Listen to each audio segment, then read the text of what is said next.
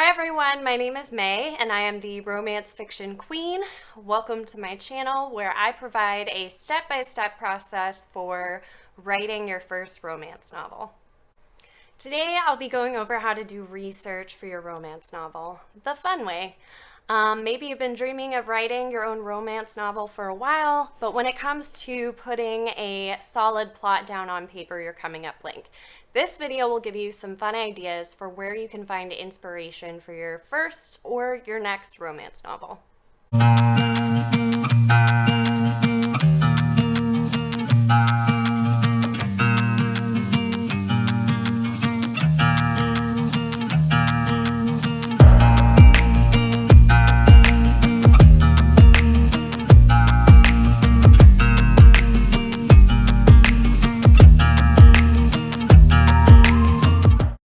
In my last video, I gave you my #1 tip for catching ideas and inspiration for your novel. And it really is just rule #1 for being a writer of any kind at any level. Today, I'm going to talk to you about what to do after you've completed that first step. For those of you that missed that first video or you haven't had a chance to check it out yet, I talked about the importance of keeping a notebook and pen within reach at all times so you can catch all the ideas that pop into your head. I mentioned that it's not just about buying hordes of pretty notebooks or having a favorite journal. Training yourself to write down ideas, thoughts, and words that pop into your head throughout the day really is just a matter of building a habit. And like any habit, it can take some time to build. So these are some simple concepts, but when it comes to actually putting them into habitual practice, that's where the work is. And for most creatives, it's an ongoing process of veering off track and then getting back on it, and that's why creative communities like this one are so important. What I want to talk to you about today is very similar in the sense that by embarking on this journey to finishing your first novel, by embracing that title of being a writer, you have to adopt a creative lifestyle. Catching your ideas in a notebook is just one habit that is a part of this lifestyle that you're building.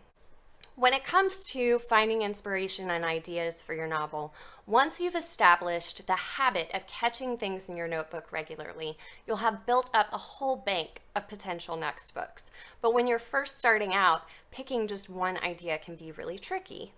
The hardest part to me about picking an idea isn't coming up with one.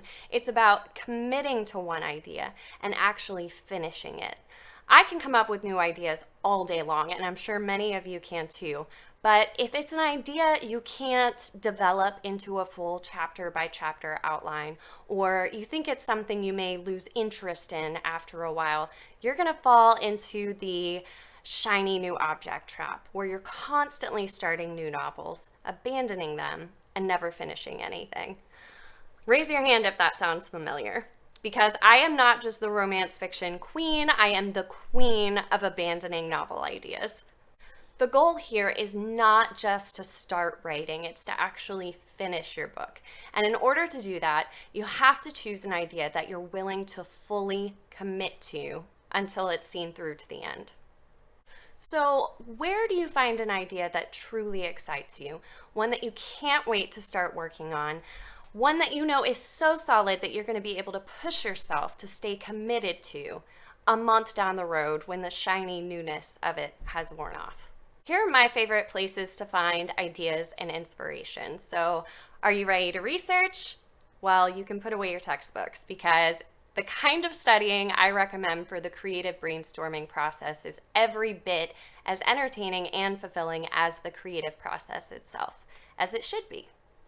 Research item #1, watch a movie. That's it. I said it. Step 1 to writing a book is to turn on your television. Really though, whether it's books, movies, magazines, audiobooks, songs, the common thread between it all is a story. Pay attention to what kinds of stories you gravitate to.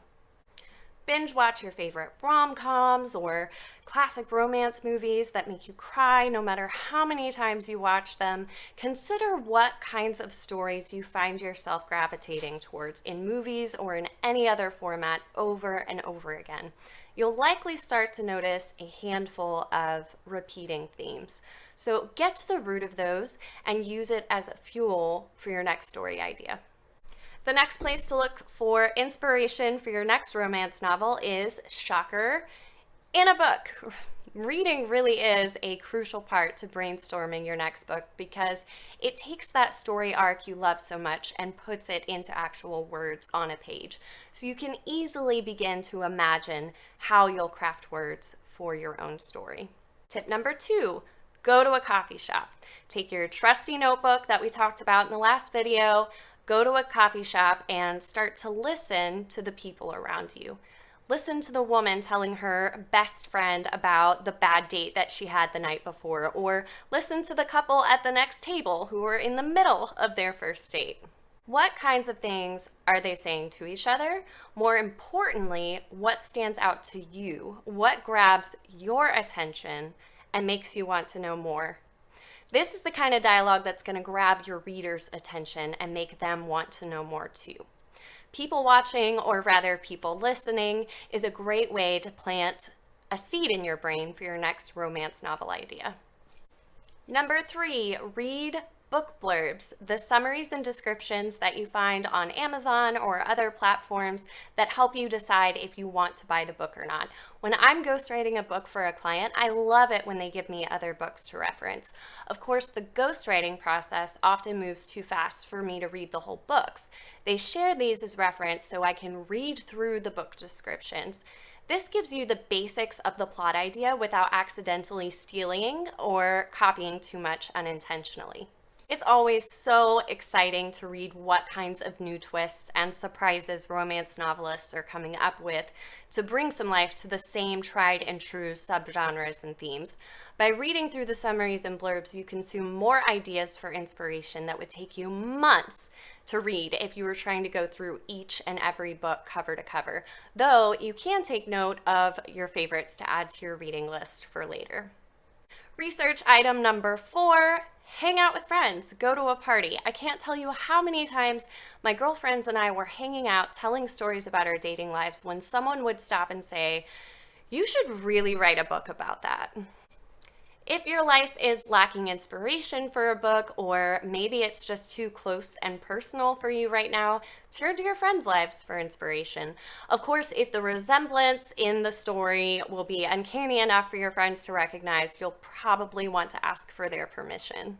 But parties are excellent opportunities to take your people watching and people listening skills to the next level because it gives you the chance to dive deeper than you could at, say, a coffee shop or the grocery store. You either already know the people around you and you can ask questions to gain more insight into other people's lives, or you have the opportunity to meet new people and think about what that experience is like specifically from a writer's perspective.